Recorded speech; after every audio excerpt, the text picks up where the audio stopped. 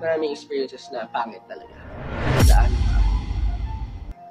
Pero yung desperation ng buhay, yun yung ginamit sa akin para ma-take advantage, ma-manipulate. A lot of people took advantage of me. So, nagtataka ako. Okay. Going back, galing sa Cavite. So si Josh, batang Cavite. Puntahan natin yung Josh. Ano itsura ng kabataan ni Josh? May mga kapatid ka ba? Ano ka bilang bata? Saan to sa Cavite? And then ano yung mga sumunod na naging moments ng life ni Josh? Ayun nga, Cavite. Sino nga ba ang isang Josh? Ano nga ba yung mga na-experience ko bago ako makarating sa kinatayuan ko ngayon? Pinanganak ako sa Las Piñas City. Malapit yung Hinastel before. Then around 2 to 3 years old, lumipat kami sa Cavite. Explain ko pala muna, meron akong single mom. Siyempre, siya yung nakilala ko. Yung father ko, hindi ko pa nakikita ever. Tapos, meron akong 3 siblings, pero isa lang yung nakasama ko. So, 3 kami na magkakasama. Ever since, my first trauma experience when I was 2 or 3 years old. Nung lumipat kami sa Cavite, nagkaroon kami ng katulong sa bahay. Every time na lalabas si mama or papasok sa trabaho, pinagkakatiwala niya kami sa katulong, di ba? Tinotorture niya kami. Lahat ng pamaraan ng pamamalo ginagawa niya sa amin. Pinaguhuban niya kami, then pinapatakan niya kami ng kandila. Sa lahat ng parte ng katawan namin, meron pa nga ako mga scars pa din na hindi na nawala. Si mama, pag-alis na pag-alis, siya yung supposedly maglilinis sa bahay. Pero ang ginagawa niya, kami yung pinaglilinis niya. So, nahuli naman siya, nakulong and all. Ang alam ko, nag-aaral kami from nursery to grade 3. Humihirap na yung buhay namin.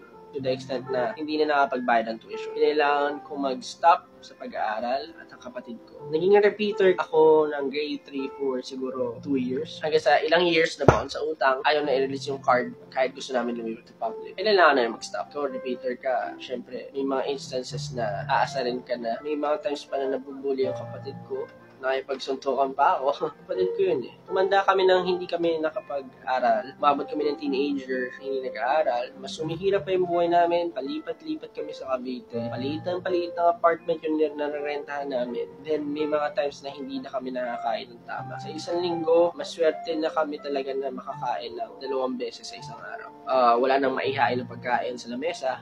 O hindi na mabayaran yung mga bills. Asin at toyo or ketchup na yung uulamin. Dumating yung point na walang-wala na. Minsan di kami kumakain 2 araw. Yung pangatlong araw, kinanghina na kami. Umabot ako ng 14 siguro na ganun yung nangyayari sa amin. Naranasan ko rin yung bangayan lagi sa bahay. Hindi ako mahilig mapag-away. Mother ko at kapatid ko, medyo matindi talaga yung stress sa buhay nila. Sila mismo, 2, madalas mag-away. Yun na yung kakainin mo. Breakfast, lunch, dinner. Bangayan. Hindi na kami nakapagbayad sa bahay. Kinailangan na kaming palayasin. Forcefully pinalayas kami. May dumating na barangay. Binuhat lahat ng gamit namin sa labas. Doon na nagkaroon ako ng wake-up call din sa sarili ko.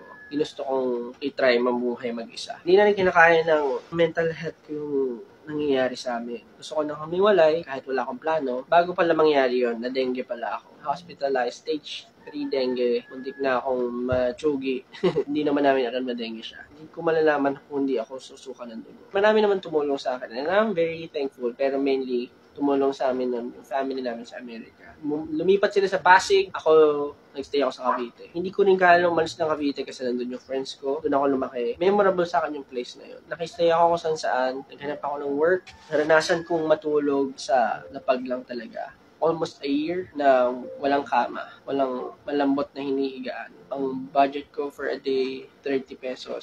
Kakasyahin ko yun. Paano kakain? Nag-apply ako. May time pa nga na parang pagpunta ko dun sa factory, ang akala ko ang opening factory worker, pero ang opening pala janitor. Marangalang trabaho ng janitor. Para sa akin kasi syempre, gusto ko rin mag-explore. Nagdalawang isip akong tatanggapin ko yun. Hindi ko tinanggap. Nagtiis muna ako kahit wala pa akong trabaho na super stable. Nakasurvive naman ako. Hanap ng mga sideline. Tapos hanggang sa nagkaroon ako ng stable job as bantay ng computer shop. Yun yung pinaka-stable job ko noon. Nag-start ako mag-review habang nagbabantay ng shop. Yung para sa alternative learning system. Yung ALS, yung kahit hindi ka nag-aaral, makakakuha ka ng diploma, parang papasa ka na rin as a high school graduate. Itinaguyod ko mag-working student, thankful ako sa mga tao tumulong sa akin, pero at the same time, marami rin ako experiences na hindi maganda. Siyempre bata ka, desperado ka sa buhay, hindi ka pa,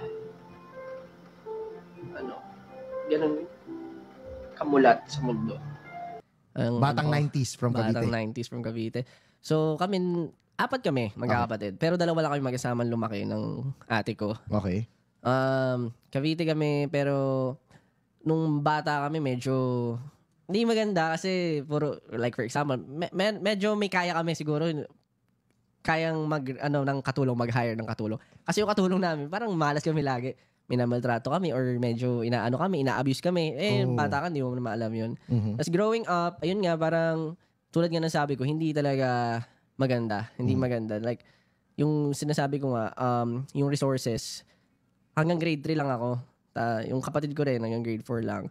Tapos nung nag-stop na kami, kasi nga, kapos talaga kami sa ano. As in, may nangyari sa business, parang ganun. Nagkaroon ng financial problems, struggles. Yun. Business and a lot of things. Okay. Kumbaga, siguro kasama na rin yung mama ko, tinamaan ng depression and stuff, diba? Tigil lahat, parang tigil lahat. So yun nga yung sinasabi ko na maaga kang tumanda. Maaga kang tumanda. Parang, iba na yung iniisip mo, iba na yung mga problema mo ng mga panahon na yun. Hindi ka na nakakapaglaro. Nag-aalala ka na lang. Well, ako masasabi ko nakakapaglaro pa ako. Kasi ang ano naman, in a way, parang meron kaming may Pentium 4 kami na computer. Okay. Yun lang yung meron kami sa bahay. Okay. Tapos, may PC. Tapos bawal ka lumabas. Mahigpit si mama nun eh. Ako, ang Dota 1. Ang ginagawa ko, 5 AI lagi. Ganun. Yun yung lagi kong yun yung lagi kong routine. Na sa gabi, ganun lang gagawin ko. When it comes to other stuff, hindi ako exposed. Wala ako ng mga gitara, yung mga piano or what. Kasi nga, hindi rin ako masyado nakapag-basketball. Bawal lumabas, tsaka maraming problema. So, yun nga, tulad ng sabi ko, maaga kang tumanda, iba na yung iniisip mo. Nagtrabaho na agad ako at the age of, siguro 14, 13, ganun. 13, 14. Very early. Okay. Parang nagsa-sideline na ako, ganun. Tapos, nung pumatak ng 15, naging independent na ako. Mag-isa na lang ako kasi pinilayas kami dun sa tinitira namin. So, ayun, yun, nag-try ako na mag-aral na nun. At the same time, natuklasan ko nga yung passion ko sa pagsasayaw muna. Okay. At 15, bumukod ka kasi napaalis kayo sa bahay ninyo. And then, syempre, dahil nga wala ka ng pension for, wala ka na sa bahay na yon, kailangan mo maghanap ng bagong interest. Doon mo na-discover yung dancing. Siguro hindi lang sa kailangan humanap ng bagong interest. Kasi hanggang ngayon, love ko pa rin ang gaming eh. Okay. Pero yung nakakita lang ako ng mga performers talaga no na, may mga kapanahonan yun, mga siguro, bago yun. Sikat na sikat yung ABDC, America's Best Dance Crew. Oh, yeah. Yun. Of Sikat, course. Jabberwockies, yung mga Lahat tayo gusto maging member ng Jabberwockies ng West bata. Crew. So, yun yung kasagsagan na yun, na parang nahook ako sa pagsasayaw. Okay. So, naghanap ako ng sarili kong grupo. Gumawa ako ng sarili kong grupo. Wait lang, bago mo nakita yung mga yan, tapos nahook ka dyan, meron kang dance experience dati? Wala.